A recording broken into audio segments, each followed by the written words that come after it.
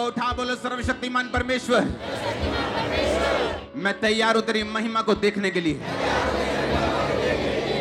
तेरे वचनों को सुनने के लिए, तेरी गवाहियों को सुनने के लिए और उसे ग्रहण करने के लिए मैं तैयार हूं परमेश्वर। और अपने दिल को पूरी तरह से खोलता हूं, खोलती हूं और इसे ग्रहण करने योग्य बनाता हूं। अपने हाथों को उठाओ, यीशु मसीह के नाम में आज इस खुदावंद की पाक हजूरी में मैं आपको आशीषित घोषित करता हूं। आपके रास्ते ओपन होंगे इस मीटिंग के बाद, मैं भविष्यवाणी करता हूं। आपको फेवर मिलेगा इस मीटिंग के बाद और इस मीटिंग के बीच में भविष्यवाणी करता हूं। हीलिंग, जीवित पुनः ये आपका हिस्सा होगा, मैं भविष्यवाणी करता हूं। आमीन। ऊंचा ये आशीष आपको और आपके परिवारों के लिए। तारीफ करो जोर से जितनी अभी तक आज नहीं की, जोर से, हाथों के साथ, साजों के साथ, मुंह के साथ। हालेलुया, जोर से आमीन। स्वागत है यीशु मसीह की सचमुच जीवित हजूरी में। हालेलुया, जोर से बोलो यीशु मसीह के नाम में आमीन। निर्गमन 20 उसका 1 अध्याय से लेकर उसकी 26 अध्याय तक आप घर जाके पढ़ेंगे। मैं जिन आयतों को पढ़ूंगा आप भी उन आयतों को मेरे साथ मनन करेंगे। एक बात याद रखो, परमेश्वर कुछ भी बिना वचन के नहीं करता। हालेलुया। परमेश्वर ने कहा अब्राहम मेरी उपस्थिति में चलता जा और सिद्ध होता जा। उस टाइम कहा जब अब्राहम को बहुत अधिक बेटे की जरूरत थी, जब बातें सुन सुनकर कि मैं तुझे ये दूंगा वो दूंगा, शायद वो थक भी चुका होगा। और बाइबल कहती है उसे शक रूपी ये भी विश्वास हो गया था कि अब मेरे कोई भी बेबी नहीं होगा। और जब परमेश्वर उसके सामने प्रकट हुए और परमेश्वर ने कहा मेरी उपस्थिति में चलता जा और सिद्ध होता जा, तो परमेश्वर ने उसे सिर्फ खिजाने के लिए यह बात नहीं बोली। जैसे एक व्यक्ति बहुत प्यासा हो और आप उस व्यक्ति के पास जाके बोले अच्छा तू चौथे कमरे में जाके लेट जा, या चौथे कमरे में चला जा, या तू फलाने घर में चला जा, सब ठीक हो जाएगा। वो बोलेगा मैं प्यासा हूं भाई, मैं प्यासा हूं, मुझे पानी चाहिए, अपनी सलाहें मत दे। पर उस बंदे को ये नहीं पता कि अगर वो चौथा घर बोल रहा है यहां से चला जा, तो उसी घर में पानी है। कितने मेरी बात को समझ रहे हैं? अगर परमेश्वर ने अब्राहम को कहा था कि मेरी उपस्थिति में चलता जा और सिद्ध होता जा, तो उसके पीछे परमेश्वर का एक रीजन था कहने का, क्योंकि तेरे बेटे होने की प्रॉब्लम यह है कि अभी तक वो नहीं हुआ क्योंकि तू सिद्ध नहीं। जैसे तू सिद्ध होगा, जैसे तू परफेक्ट होगा और हर एक हुक्म को मानना शुरू कर देगा, मैं तेरे घर में वही बेटा दूंगा जो तुझे चाहिए। आज आपकी जरूरत हो सकता है फाइनेंस हो, आपकी जरूरत हीलिंग हो, आपकी जरूरत बंधनों से फ्री होना हो। मैं आपको देख रहा हूं स्पिरिट में बहुत से लोगों को जो पारिवारिक बंधनों में, जिनका ताया उनकी टांगों को खींच रहे हैं, जो उनके रिश्तेदार उनकी टांगों को खींच रहे हैं, जॉइंट फैमिलीज एक दूसरे की टांगों को खींच रहे हैं। मैं देख रहा हूं बहुत से बंधनों को आपकी लाइफ में। मेडिकल तरह के, मेडिकली आपको बंधन है, एक बीमारी से छूटे, दूसरी में, तीसरी में, किसी की दवाई नहीं लग रही, एक से 2 दवाई, दूसरी से तीसरी, चौथी, पांचवी, सोच रहे कौन कौन सी दवाई मैं किस किस टाइम खाऊंगा, पागल हो जाऊंगा। यह भी एक बंधन है। याद रखो, जब आप बोलते परमेश्वर मुझे इस बंधन से आजाद कर, या मुझे मेरे बेटे को नशों से आजाद कर, या मुझे हीलिंग दे, या मुझे फाइनेंशियली ब्लेस कर, तो जब परमेश्वर आपको वचन देता है तो आप सोच सकते हैं कि नहीं नहीं, मैं तो इस विषय में परमेश्वर से मांग रहा हूं, परमेश्वर मुझे यह वाला वचन क्यों दे रहे? अब्राहम भी ये बात बोल सकता था कि नहीं परमेश्वर मुझे ऐसा कुछ बता जिससे मेरे बेटा हो जाए, मुझे ऐसी बात बता, मेरे सामने प्रकट होकर तू ऐसा बोल कि जा 3 रात के 40 रोजे रख, मैं तुझे संतान दे दूंगा। जा तू ऐसा कर, इतना ये कुछ कर दे, मैं तुझे संतान दे दूंगा। लेकिन जब परमेश्वर उसके सामने प्रकट हुआ, परमेश्वर ने कहा सिद्ध होता जा। अब उसे मालूम था कि सिद्धता वो किस बात में उसके जिंदगी में नहीं। जब परमेश्वर आपको कई बार बोलते हैं बी परफेक्ट, आपको मालूम होता है अच्छा आपको इसीलिए परमेश्वर ने बोला कि मेरी लाइफ में ये कमी है क्योंकि मैं शायद प्रेयर नहीं करता हूं। आपको आपकी कमी मालूम होती, हाँ ये मेरी कमजोरी है, ये मेरी प्रॉब्लम है, इसलिए परमेश्वर बोला। आपको मालूम होता है कि परमेश्वर आपको किस विषय में आपसे बात कर रहे हैं। अब्राहम को मालूम था कि परमेश्वर किस विषय में उससे बात कर रहे हैं, इसलिए उसने कुछ नहीं कहा। वो जान चुका था कि परमेश्वर मुझसे कहता है मैं सिद्ध हो जाऊं, अपनी जिंदगी की कमियों को निकाल दूं, ताकि जो कोई आशीष प्रभु ने मेरे लिए रखी हुई है वो बिना किसी रुकावट के मेरी जिंदगी में आ सके। अब जो वचन मैं आपसे बात करूंगा, जिस वचन के बारे में, उस वचन को तोड़ने के कारण मैं आपको कहता हूं कि दुनिया की अगर जितनी भी मिनिस्ट्रीज गिरी हैं वो उसके कारण गिरी हैं। 90% विश्वासी उस कमी के कारण गिरे हैं। और अगर इस कमी के ऊपर आप कब्जा कर लें, इस कमी के ऊपर अगर आपने काबू पा लिया, आपकी लाइफ में बहुत सी ऐसी प्रॉब्लम्स हैं, बहुत सी ऐसी दिक्कतें हैं, वो चली जाएंगी और ब्लेसिंग्स एंटर करेंगे। आप सोचते होंगे परमेश्वर मुझे फाइनेंशियली ब्लेस करने के लिए किसी बंदे को भेजेगा जो 50 लाख का बैग लिए हुए मेरे पास आएगा, लेकिन कई बार परमेश्वर ऐसा ब्लेस नहीं करता। आपको लगेगा कि परमेश्वर मुझे शायद किसी डॉक्टर से मिलवा दे और मेरा गर्भ खुल जाए, आपको लगेगा कि शायद कुछ ऐसा हो जाए, लेकिन कई बार परमेश्वर ऐसे काम नहीं करता, क्योंकि बाइबल कहती है उसके काम करने में और हमारे काम करने में जमीन और आसमान का फर्क है। उसके सोचने में और हमारे सोचने में जमीन और आसमान का फर्क है। हालेलुया। निर्गमन 20 उसकी 24 आयत को पहले मैं पढ़ूंगा। मेरे लिए मिट्टी की एक वेदी बनाना और अपनी भेड़ बकरियां गाय बैल के होम बलि और मेल बलि को उस पर चढ़ाना। जहां जहां मैं अपने नाम का स्मरण कराऊंगा वहां वहां आकर तुम्हें आशीष दूंगा। लोग बोलते हैं क्यों चर्च में जाना जरूरी है? घर बैठे भी तो इबादत हो सकती है, घर बैठे परमेश्वर का नाम लिया जा सकता है। लेकिन बाइबल कहती परमेश्वर ने कहा मेरे लिए एक वेदी यानी एक परमानेंट स्थान बनाना और वहां पर अपने भेंटों को चढ़ाना, और जहां जहां मैं अपने नाम का स्मरण कराऊंगा वहां वहां मैं आपको आकर आशीष दूंगा। क्या आप नहीं जानते आज आप यीशु मसीह के नाम का स्मरण कर रहे हैं? किसका नाम लिया जा रहा है आज यहां पे? क्या लोग मेरी वजह से चंगे हो रहे हैं?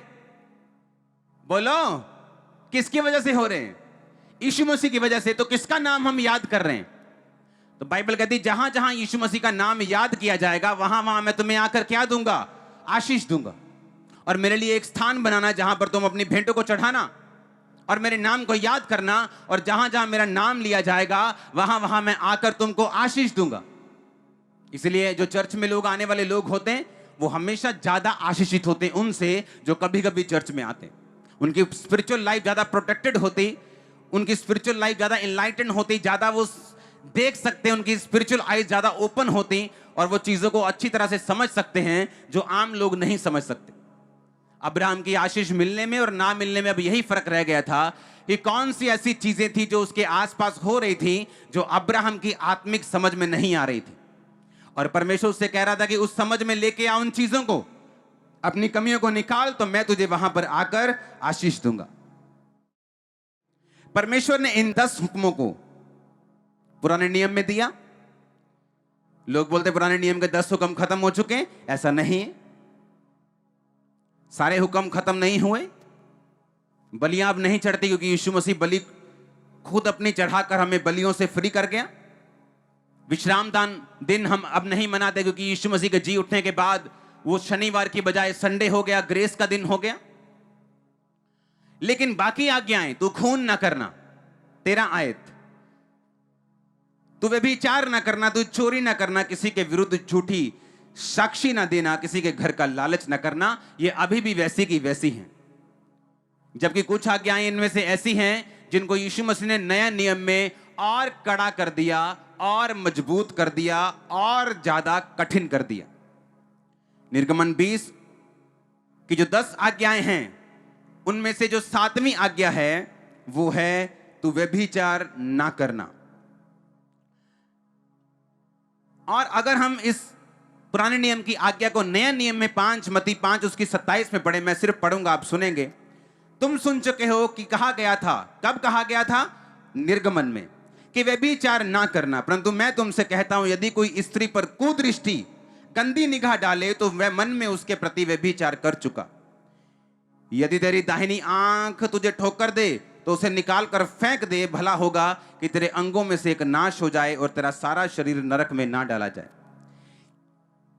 यह पुराने नियम की 7वीं आज्ञा थी, तू व्यभिचार ना करना।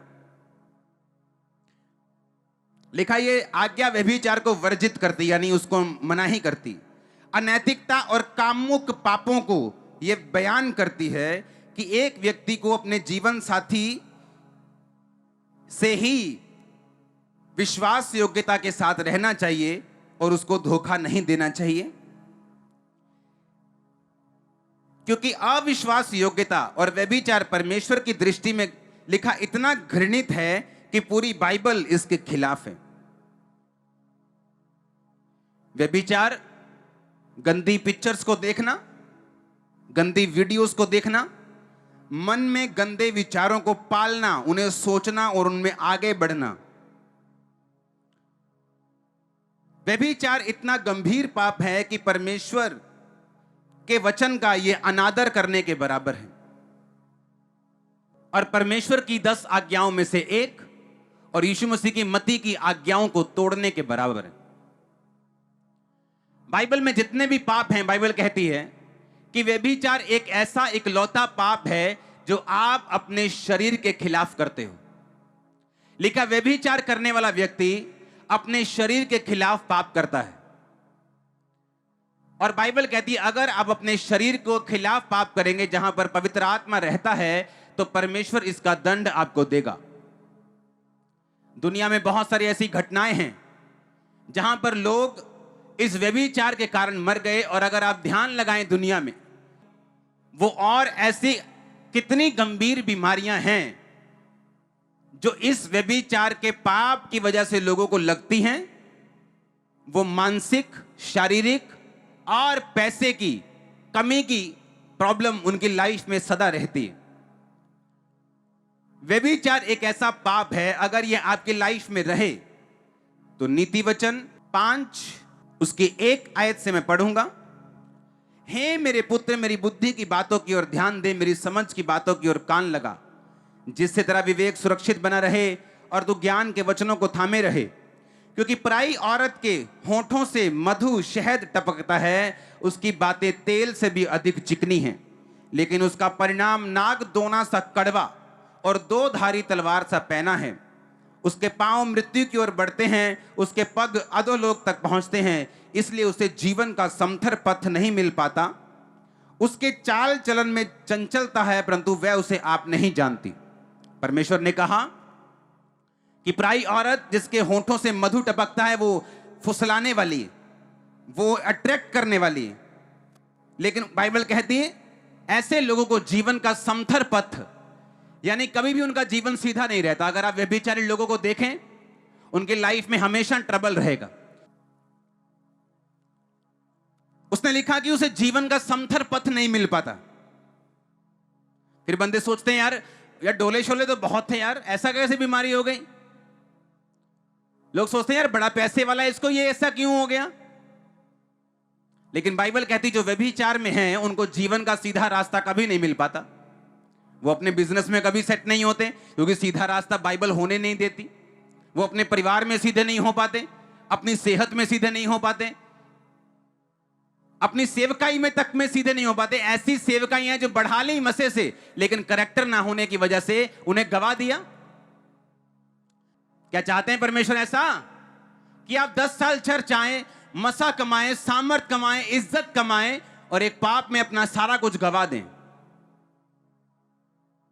परमेश्वर तो ऐसा नहीं चाहते, लेकिन शैतान ऐसा चाहता है, क्योंकि शुरू से उसे मेहनत को व्यर्थ करने का एक लालसा है उसके अंदर। बाइबल कहती मुझ में की गई मेहनत व्यर्थ नहीं जाती, लेकिन मुझसे बाहर नहीं। और शैतान जानता है आपकी मेहनत व्यर्थ कैसे करनी, पाप में गिरा के। लिखा उसे जीवन का समथर पथ नहीं मिल पाता, उसे जीवन का सीधा रास्ता नहीं मिल पाता जो लोग व्यभिचार में रहते हैं। पुराने नियम में लिखा था तुम व्यभिचार मत करना। आपको क्या लगता है परमेश्वर ने आपको बोर करने के लिए ऐसा बोला? क्योंकि परमेश्वर जानता है कि ये शैतान के हथियार हैं ताकि आपको जीवन का समथर, क्लीन, सीधा रास्ता ना मिल पाए, आप इधर उधर भटकते रहें, आपकी जिंदगी में शैतान काम करता रहे। यह शैतान की योजना थी। बाइबल कहती है दाऊद की जिंदगी में व्यभिचार के अलावा पूरी दुनिया में, पूरी लाइफ में कोई पाप नहीं पाया गया, और उस पाप के दूरगामी परिणाम थे क्या? उसके घर में तलवार चली क्योंकि उसने बेतशेबा के पति को तलवार से मारकर उसे अपना कर लिया। नातान नबी आके बोलता है, दाऊद तेरे पास परमेश्वर कहता मैंने सब कुछ दिया और मैं और भी बहुत कुछ देने वाला था। व्यभिचार शैतान का एक हथियार था कि दाऊद की जिंदगी में इतना कुछ था, परमेश्वर कहता मैं अभी और भी देने वाला था। यानी परमेश्वर जब आपको चुनता है, अनएंडिंग ब्लेसिंग्स उसके दिल में आपके लिए रहती हैं। आप सोचते हैं अच्छा मेरे पास अब 100 एकड़ है, अच्छा मेरे पास अब 10 लाख लोग हैं। परमेश्वर कहता नहीं, तो शुरुआत है। मैं तो अभी बहुत कुछ देने वाला था, मैं तो अभी 1 करोड़ देने वाला था, मैं तो अभी तेरे को 5 करोड़ रूहें देने वाला था। ये तो अभी शुरुआत थी। मैं तो तेरे को और बड़ा बिजनेस देने वाला था, मैं तो तेरी चंगा करने वाला था। सोचो परमेश्वर आपसे क्या कहता होगा। और परमेश्वर ने कहा तूने बेतशेबा को अपना करके उसके पति को तलवार से मरवा दिया, इसलिए अब तेरे घर में भी तलवार चलेगी। और बाइबल कहती है उसके घर में तलवार चली, उसके अपने बेटे ने दूसरे सौतेले भाई को मार दिया और उस परिवार में खून हुए और वो परिवार दाऊद के भी खिलाफ हुआ। फिर उसका खून हुआ और ये खून चलता रहा क्योंकि दाऊद ने व्यभिचार का पाप किया। उसे जीवन का समथर पथ नहीं मिला। माफी मांगने पर माफ कर दिया गया, लेकिन रास्ता सेम नहीं रहा। माफी मांगने पे मिल जाती, लेकिन अब आप रास्ता वो नहीं। जो आप सीधे रास्ते फगवाड़ा से लुधियाना जा रहे थे, अब आप सीधा नहीं जा पाएंगे। आपको होशियारपुर जाना पड़ेगा, गढ़शंकर जाना पड़ेगा, घूमना पड़ेगा और फिर वहां आना पड़ेगा, क्योंकि ये आपने चुना, परमेश्वर ने नहीं। उसने कहा उसे जीवन का सीधा रास्ता नहीं मिल पाता जो लोग व्यभिचार करते हैं। लिखा इसके परिणाम दूरगामी और गंभीर होते हैं। नीति वचन 6, मैं 23 में पढ़ूंगा, आप उसे 26 से देखेंगे। आज्ञा तो दीपक और शिक्षा ज्योति और सिखाने वाले की डांट जीवन का मार्ग है, ताकि तुझको बुरी स्त्री से बचाए और पराई स्त्री की चिकनी चुपड़ी बातों से बचाए। उसकी सुंदरता देखकर अपने मन में अभिलाषा ना कर, वह तुझे अपने कटाक्ष में फंसाने ना पाए, क्योंकि वैश्यागमन के कारण मनुष्य टुकड़ों का भिखारी हो जाता है। व्यभिचारिणी अनमोल जीवन का अहेर कर लेती है। मैं ऐसे लोगों को जानता हूं जिनकी जिंदगी में परमेश्वर की योजना थी कि उन्होंने सेवा करनी थी, यहां पे बड़े बड़े काम करने थे, लेकिन व्यभिचार के कारण मैंने उनको निकाला यहां से और वो घरों में बैठे अभी ऑनलाइन देख रहे होंगे। क्योंकि बाइबल क्या कहती है? व्यभिचारिणी अनमोल जीवन का शिकार कर लेती है। बोलो शिकार कर लेती है। अहेर का मतलब होता है शिकार करना। कि जो व्यभिचारिणी एक ये जो आत्मा है, अगर आप प्रकाशित वाक्य में देखें तो व्यभिचार की एक स्पिरिट है। बाइबल कहती है एक दुष्ट आत्मा है जो हर वक्त परमेश्वर के दासों के पीछे और विश्वासियों के पीछे लगी रहती। आप नहीं जानते, मैं पूरी दुनिया घूमा हूं, मुझे मालूम है कौन रियल प्रॉफिट है, कौन रियल अपोस्टल है, कौन रियल पास्टर है, मुझे मालूम है। मैं जानता हूं लोग कितने धोखेबाज हैं, कितने व्यभिचारी हैं, कितने चोर हैं, मैं सब जानता हूं। और मुझे मालूम है एंड क्या होगा उनका, क्योंकि बाइबल कहती है व्यभिचारिणी अनमोल जीवन का शिकार कर लेती। लिखा क्या हो सकता है कोई अपने छाती पर आग रख ले और उसके कपड़े ना जले? क्या हो सकता है कोई अंगारों पर चले और उसके पांव ना झुलसे? जो पराई स्त्री के पास जाता है वो ऐसा ही है, वरन जो कोई उसको छुएगा वो दंड से ना बचेगा। 32-33 आयत को मैं पढ़ूंगा। जो पर स्त्री गमन करता है वो निर्बुद्धि है, वो अपने प्राणों को नष्ट करना चाहता है, वही ऐसा करता है। उसको घायल और अपमानित होना पड़ेगा और उसकी नामधराई कभी ना मिटेगी। परमेश्वर ने कहा जो व्यभिचार करेंगे उसका असर क्या होगा? वो आपके मुंह को पकड़ने नहीं आएगा, तू मत कर, लेकिन उसने कहा तुम्हें घायल होना पड़ेगा, अपमानित होना पड़ेगा और तुम्हारी बेइज्जती जब तक तुम इस दुनिया में रहोगे कभी नहीं मिटेगी। इमेजिन कर सकते हैं? कहता जब तक तुम इस दुनिया में रहोगे लास्ट टाइम तक वो बेइज्जती तुम्हें फॉलो करेगी। कभी तुम्हारे बच्चे से देगी, कभी तुम्हारे ताया से देगी, कभी तुम्हारे बिजनेस से देगी। हमेशा तुम्हारी इंसल्ट होती रहेगी जब तक तुम धरती पे रहोगे। और जैसे ही आप आज इस पाप की क्षमा मांगेंगे और दुनिया में दोबारा इसको ना करने का वायदा करेंगे, इज्जत आज से आपको फॉलो करेगी। आप चाहे क्रिश्चियन हो, चाहे नॉन क्रिश्चियन हो, चाहे नए हो चाहे पुराने हो, परमेश्वर सेकंड चांस देने वाला परमेश्वर। मजाक करते लोग अपनी जिंदगी के साथ। एक बार गिर गए, माफी मांग ली, फिर गिर गए। क्या ड्रामा चल रहा है ये? तुम्हारी जिंदगी जिंदगी नहीं है, तुम जोकर हो, स्पिरिचुअल जोकर हो तुम, और तुमने सर्कस चला रखी।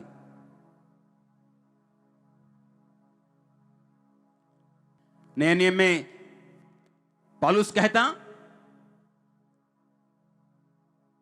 तुम घमंड करते हो कि ऐसा व्यक्ति हमारे बीच में, इसकी 5 गर्लफ्रेंड्स हैं, वाह। कहता ऐसा व्यक्ति निकाल दिया जाए, शरीर के विनाश के लिए शैतान को सौंप दिया जाए।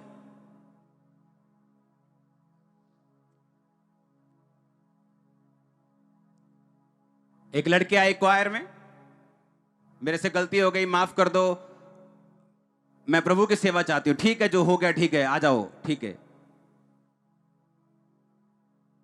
2-4 महीने में फिर उसी पाप में। बोला अब नहीं रखूंगा क्वायर में, क्योंकि अब ये जानबूझ के की गई गलती और आउट करना पड़ा। क्योंकि ये एक ऐसा पाप है जो आपकी फायर को खत्म कर देगा, लाइफ का समथर पथ आपको लेने नहीं देगा, अनमोल जीवन का शिकार कर लेगा, और लिखा घायल होना पड़ेगा, अपमानित होना पड़ेगा, और नाम धराई कभी नहीं मिटेगी।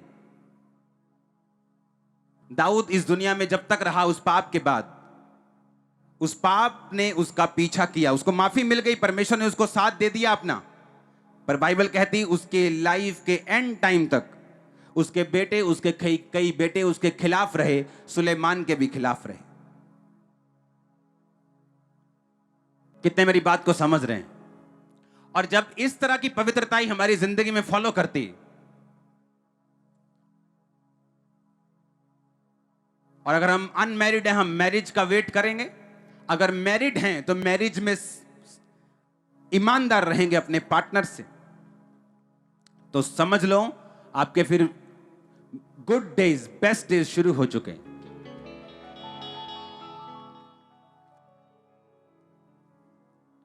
क्योंकि बाइबल कहती है इसके परिणाम दूर वाले। इसके परिणाम कौन से हैं? दूरगामी और गंभीर।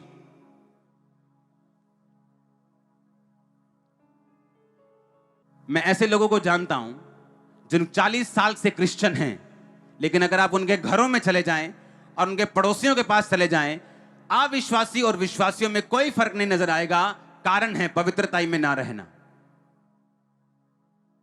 क्योंकि यही पवित्रता है जो अट्रैक्ट करती है परमेश्वर के फेवर को, जो खींचती है परमेश्वर के मसे को, जो खींचती है परमेश्वर के अनइमेजिनेबल, जो आप मैं इमेजिन नहीं कर सकते, ऐसा फेवर, ऐसी ब्लेसिंग आपके परिवार पे, फाइनेंस पे आती।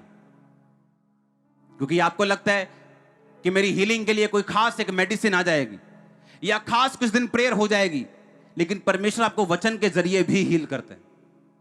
मैंने लोगों को पाप छोड़कर बढ़ते हुए देखा है, चंगा होते हुए देखा है, आजाद होते हुए देखा है। क्योंकि पाप छोड़ने से ही कई बंधन ऐसे हैं जो आपकी जिंदगी से आसानी से निकल जाते हैं। वैश्यागमन के कारण लिखा मनुष्य टुकड़ों का भिखारी बन जाता है।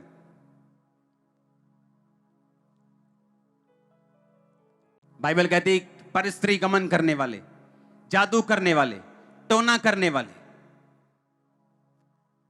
व्यभिचार करने वाले परमेश्वर के राज्य के वारिस नहीं होंगे। अगर जिंदगी में लंबा जाना है तो आपको इस तरह की पवित्रता अपनी जिंदगी में फॉलो करनी पड़ेगी।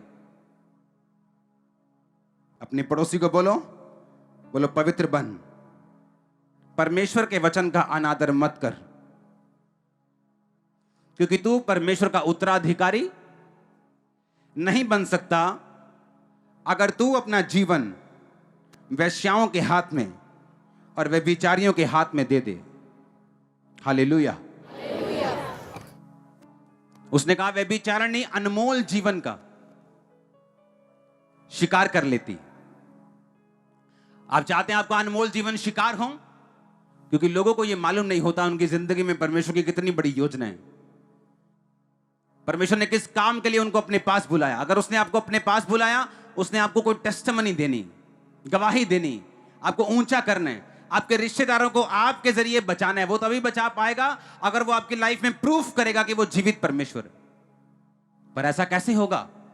आपको मदद करनी पड़ेगी परमेश्वर की, आपको कॉपरेट करना पड़ेगा परमेश्वर के साथ, आपको उसके वचन पे चलना पड़ेगा ताकि आप सिद्ध हो सके और परमेश्वर आसमान की खिड़कियां और दरवाजे खोलकर आप पर आशीष की बारिश कर सके और लोग ये देखकर जान सके कि सचमुच ये वही व्यक्ति जिसे परमेश्वर ने बढ़ाया। आपका चरित्र आपके लिए सबसे बड़ी प्रोफेसी। आप मुझे अपना चरित्र बताओ, मैं आपको आपका फ्यूचर बता सकता हूं। आपका कैरेक्टर आपकी सबसे बड़ी प्रोफेसी, आपका चरित्र आपकी सबसे बड़ी प्रोफेसी। बाइबल कहती याकूब जब अपने बेटों को आशीर्वाद देने लगा तो सब बेटों को बुलाया और उनके चरित्र के हिसाब से उनको प्रोफेटिक वर्ड्स दिए। जो कुछ उन्होंने पास्ट में किया उसका असर हुआ, चाहे अच्छा किया तो अच्छा, बुरा किया तो बुरा। परमेश्वर माफ करने वाला परमेश्वर है। इसका मतलब यह नहीं कि आप बार बार गुनाह करें, वो माफ करने वाला परमेश्वर है। इसकी गंभीरता को समझते हुए, इसकी वैल्यू को समझते हुए आगे से हम पाप ना करें। बाइबल कहती, इमेजिन करो एक 18 साल का लड़का, एक 17 साल की लड़की, बॉयफ्रेंड गर्लफ्रेंड है आपस में, और यही वो टाइम था जब परमेश्वर ने गाइड करना था कि बेटा तू इधर जा, तू इंजीनियर नहीं बनेगा, तू सीए में जाएगा, तू अकाउंटेंट बनेगा, क्योंकि तेरी प्लानिंग, प्रभु की मेरी प्लानिंग तेरी जिंदगी में ये है। पर वो किसी से प्रभावित है, वो उसे लगता है कि मैं इंजीनियर बन जाऊंगा और मैं सीधा गूगल में जाऊंगा जॉब करने के लिए, लेकिन इसके लिए वो चुना नहीं गया। मालूम कैसे हो? मालूम तब होगा जब परमेश्वर उससे बात करेंगे। लेकिन उसी टाइम पे जब परमेश्वर ने बात करनी थी, शैतान को मालूम है कि परमेश्वर इससे बात करेंगे और अगर मैं इसके पाप में फंसा के इसके कानों को मोटा कर दूंगा तो ये परमेश्वर की बात को सुन नहीं पाएगा। और इसलिए बाइबल कहती व्यभिचारिणी अनमोल जीवन का अहेर कर लेती। अब वो बंदा क्या कर रहा है? इंजीनियरिंग कर रहा है, मार्क्स भी अच्छे आ रहे हैं, लेकिन फिर भी लाइफ में ब्लेसिंग नहीं। क्यों? क्योंकि वो बना नहीं है उस काम के लिए, वो बना है किसी और काम के लिए। और वो बताएगा कौन? बताएगा परमेश्वर का आत्मा। वो बताएगा कब? जब हम सिद्धता में चलेंगे और परमेश्वर के वचन को तोड़ेंगे नहीं। इमेजिन करो, शादी करनी है 30 साल में, 18 साल में उस बॉयफ्रेंड की जरूरत क्या है? वो 12 साल तुम उसके भाई बन के रहोगे, जिथे आएगी उथे जाना, ट्यूशन से चली गई हैं, अच्छा घर आ गई हैं, अच्छा रोटी खा ली है, पानी पी लिया, क्या ड्रामा लगाया हुआ है। अब तेरे बनने का टाइम और शैतान तुझे बिगाड़ रहा है। और जब तब बन गए और जब मैरिज का टाइम होगा, परमेश्वर उस हिसाब से तुम्हें आपका पार्टनर देगा जो उस विजन को आगे लेके जाएगा, बल्कि पीछे खींचने वाला नहीं होगा। हर एक चीज टाइम पर अच्छी लगती। जिस दिन आपने घर की नींव डाली थी उसी दिन फ्रिज ले आओ और घर के बाहर खड़ा कर दो और बहस करो, फ्रिज नहीं चाहिए क्या? पाजी चाहिए नहीं फ्रिज, ठंडा पानी नहीं पीना ही। उसी दिन घर के बाहर एसी लगा दो, बोलो ले चाहिए नहीं एसी, करनी गर्मी है। पहले घर तो बनाओ, एसी लगाने का टाइम आएगा वो भी लगेगा ना। जब फ्रिज लगाने का टाइम आया लग जाएगा। घर बना नहीं, लेकिन एसी फ्रिज खरीद लिया, और जब तक घर बनेगा उसकी कबाड़ हालत हो चुकी होगी धूप में रह रहे। आपको क्या चाहिए? आपको क्या लगता है परमेश्वर से ज्यादा मालूम है आपको? और कब चाहिए? क्या आपको लगता है परमेश्वर से ज्यादा मालूम है आपको? आपको कब चाहिए और कितना चाहिए और कौन सा चाहिए, वो राइट टाइम पर आपको देगा। आदम ने नहीं कहा मैं बड़ा कल्ला मैं प्रभु, कुछ सोचता क्यों नहीं तू? वो काम कर रहा था जो परमेश्वर ने ठहराया। और बाइबल कहती है परमेश्वर ने देखा आदम मेरा काम कर रहा है, मैं इसके लिए सहायक बनाऊंगा।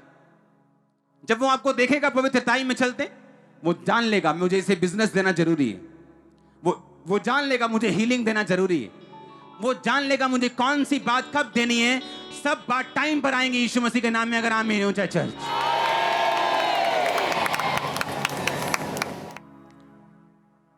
क्योंकि हर एक चीज का बाइबल कहती है धरती के नीचे एक समय है। डायपर तभी अच्छे लगते जब बच्चा 6 महीने का हो, साल का हो। हर चीज समय पे अच्छी लगती। और जब टाइम आएगा आपकी लाइफ में ऐसा, तो परमेश्वर समय पर आपको हर एक चीज मुहैया करवाएगा। तब तक क्या करना? बाइबल कहती जो यहोवा की बाट जोहते वो नया बल प्राप्त करते जाएंगे। वो उकाबों के समान उड़ेंगे, दौड़ेंगे और श्रमित ना होंगे, चलेंगे और थकेंगे नहीं। तो यहोवा की बाट जोहते, कौन यहोवा की बाट जोहते हैं? कि मैरिज के लिए यहोवा की बाट जोहना, ब्रेक थ्रू के लिए यहोवा की बाट जोहना। वो जंगली गधे की तरह सूंघते नहीं फिरना, मैरिज कहां करें? लड़कियां सूंघते फिरो और लड़के सूंघते फिरो, कहां मिलेंगे? बाइबल कहती है यहोवा की बाट जोहना, वो तुझे तेरे बल को क्या करेगा? नया करेगा। जो यहोवा का इंतजार करते हैं उनका बल नया करता, वो काबों के समान उड़ेंगे। सुनो, दूसरे दौड़ेंगे थक जाएंगे, कहता तू दौड़ेगा और थकेगा नहीं, श्रमित नहीं होगा। मैंने एक्साइटेड फ्रेंड्स देखे, एक्साइटेड फ्रेंड्स जिनको शादी की इतनी एक्साइटमेंट थी, मैं देखकर हंसता था उनको। मैं बता नहीं सकता वो क्या क्या करते थे रूम में। शादी की एक्साइटमेंट। शादी के 1 साल बाद ऐसा क्या बोलते हैं, ऐसा उनको खत्म हुए हैं ना, फिनिश हुए हैं ना, वो शक्ल दिखाने जैसे भी नहीं। परमेश्वर जानता है आपको क्या देना है और कब देना है और कितना देना है। उसकी बाट को जोहना, वो सेवकाई हो, वो बिजनेस हो, वो आपकी पर्सनल लाइफ हो, इंतजार को करना, प्रेयर के साथ आगे बढ़ना, जिंदगी का टेस्ट चेंज हो जाएगा। आप देखना कैसा क्या क्या होता है। और जब शैतानी डिस्ट्रैक्शन को हम अलाउ करते हैं, हम फालतू की फाइट्स को भी अलाउ करते हैं। वो फाइट्स परमेश्वर ने हमें नहीं दी, वो हमने खुद खरीदी, वो हमने खुद कमाई है, वो परमेश्वर के वचन को तोड़कर हमने खुद देखी।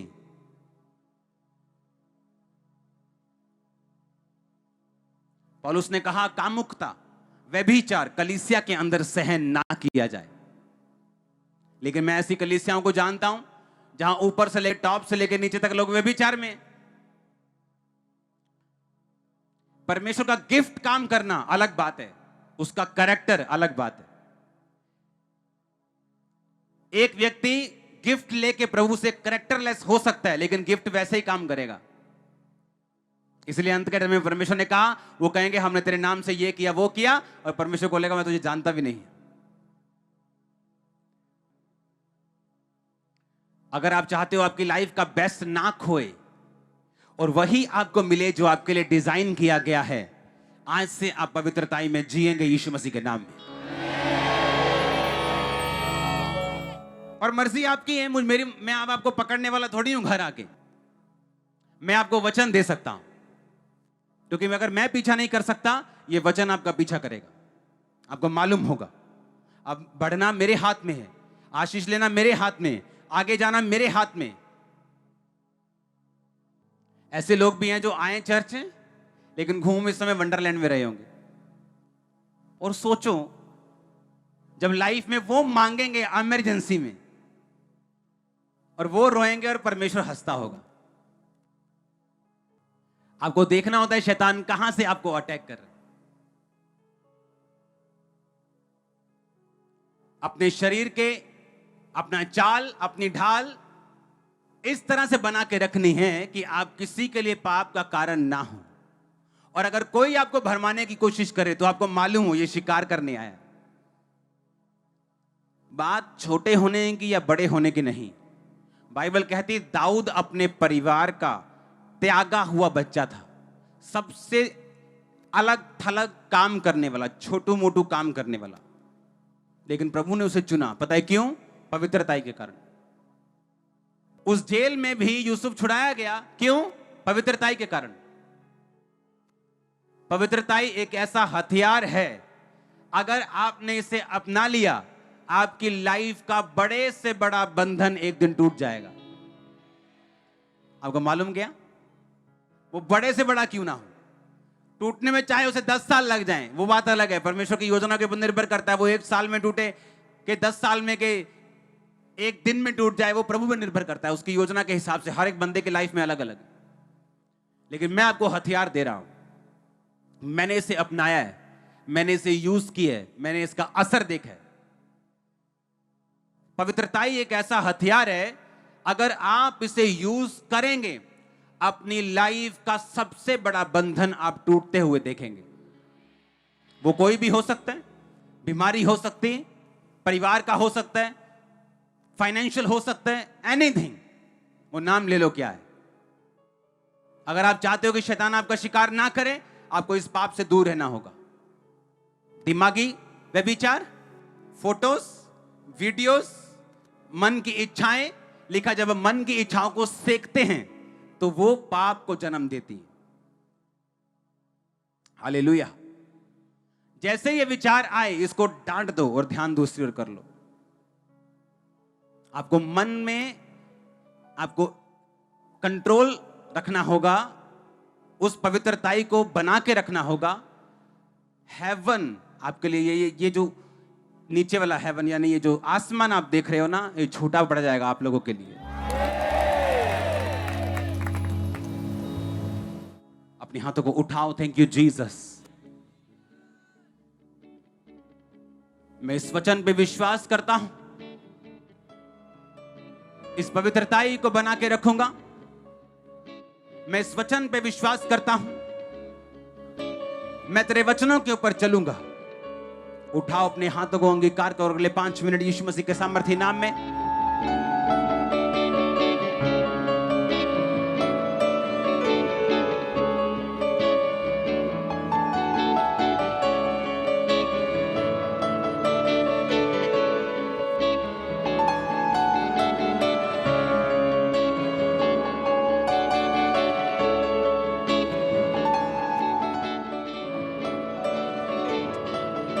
सुना मेरी बात। आप एक योद्धा की तरह चलें। कई बार मैं इसीलिए बोलता हूं कि खंबरा चर्च में जो वचन मैं देता हूं, ये सिर्फ विश्वासियों के लिए नहीं, ये पास्टर्स के लिए। ये स्ट्रांग है थोड़ा, लेकिन स्ट्रांग डाइट लेने वाले बच्चे, पंजाबी कहते ना पहलवान ही बनना फिर। हाँ, हमारे YouTube चैनल को सब्सक्राइब करें ताकि आप परमेश्वर के गहरे भेदों को जान सकें कि कैसे आप परमेश्वर में बढ़ सकते हैं, कैसे आप दुष्ट आत्माओं से, नशों से, बीमारियों से और वंशों के श्रापों से आजाद हो सकते हैं।